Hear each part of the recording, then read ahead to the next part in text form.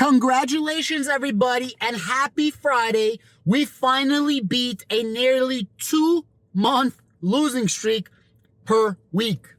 The indices are finally up. Dow Jones, NASDAQ, and S&P, all up approximately 6%, give or take. Currently, S&P 500 is down 12% in total over the last 6 months. NASDAQ is still down 22%. And Dow Jones, I don't really pay attention to. So what is a correction and what is a bear market? A bear market is any sustained loss of 20% or more. A correction is any sustained loss for 10% or more. So currently, S&P is in a correction and NASDAQ is still in a bear market. What is a total market collapse? Anything above 30%.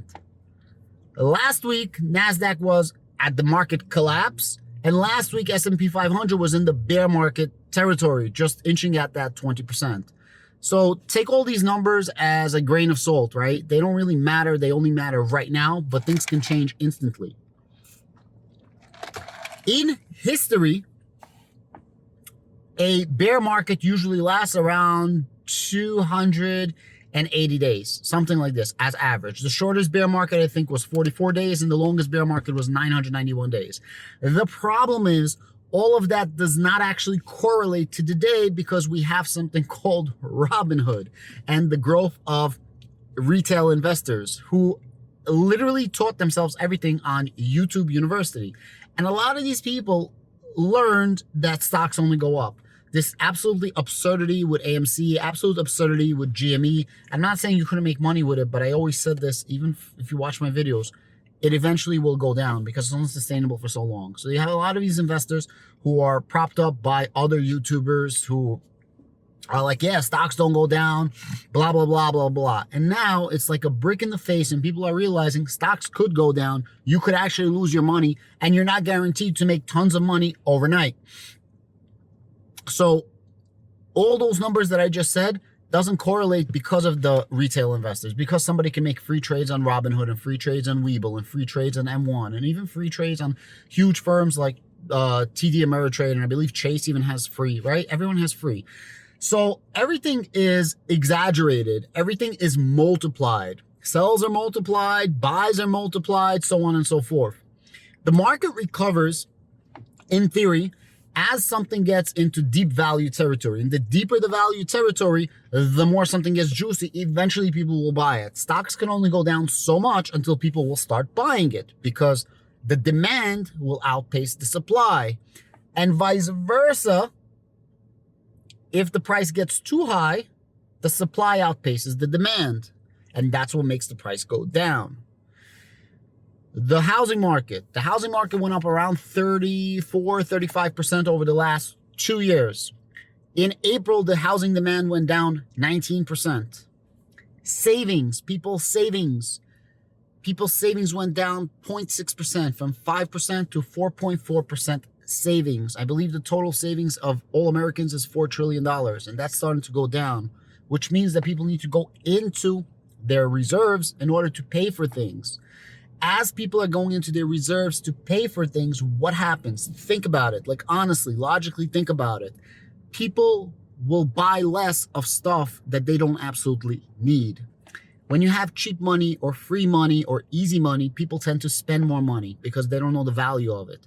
You guys ever have a girlfriend that doesn't pay for anything and just the guy pays for it? Well, yeah, of course they want the best dinners and the best dates. As soon as they have to start paying for it, they don't want the best dinners and the best dates because they're like a child.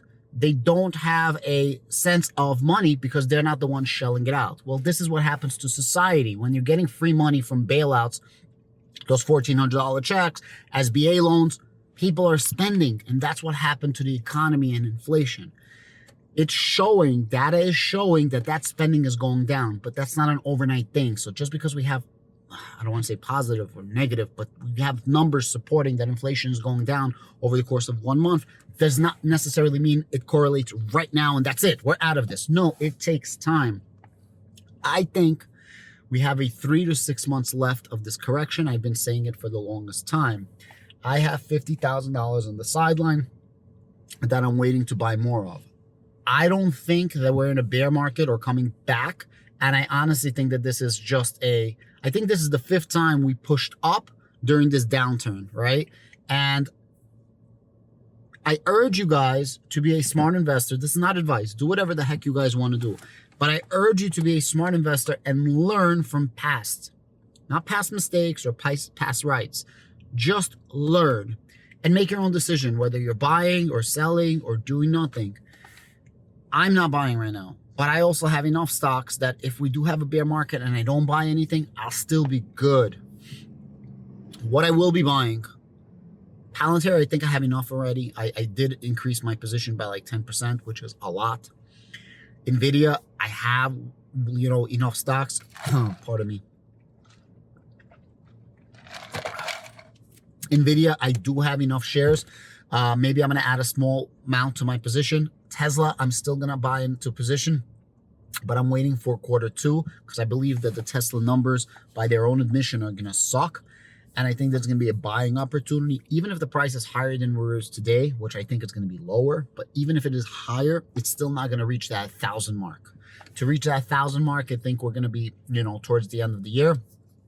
And next year we should be good when full self-driving is completely out. So whether you're buying Tesla at today's price at what is it, $750, or you bought last week at $650, or you're going to buy at $850, it doesn't matter. If you think Tesla is going to go to $2,000 a share, $3,000 a share, $1,500 a share, you're still making money. And I'm going to be dumping money into Unity software. Unity software is a software, they compete with Unity and Unreal Engine. Unreal Engine basically does like PC gaming, bigger games, and Unity software does mobile apps, mobile games. And they just make it very easy for you to develop, where you don't have to code and develop the entire thing. You're just doing your main part, and then they have a lot of plug and plays where you pay for little upgrades, and they essentially do a lot of the job for you. So those are my 4 stock plays, obviously. CPI data is going to come out. I have it written down. CPI data is going to come out on June 10th, and FOMC meeting is going to come out on June 15th. There is an FOMC meeting. We know that they're going to be raising 50 basis points in June. We know they're going to be raising 50 basis points in July. We know this.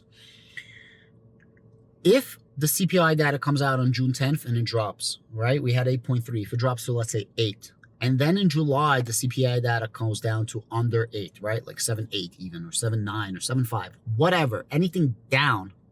Then I truly believe that the next FOMC meeting, not the one in June, not the one in July, I think the one after that is going to be September, they will only raise the interest rate by 25 basis points, 0.25.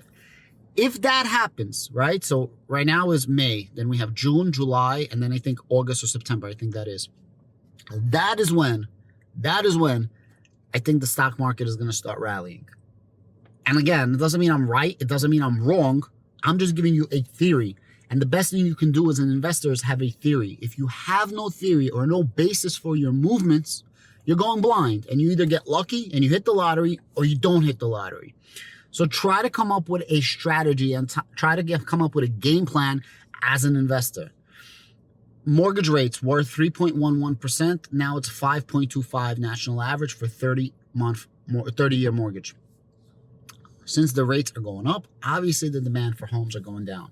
As a rule of thumb, for every percent that goes up on the mortgage rates, the price of homes gets reduced 5 to 10%. But it takes 18 to 36 months to catch up with those interest rates payments going up. That's what I'm saying. Everything takes a long time.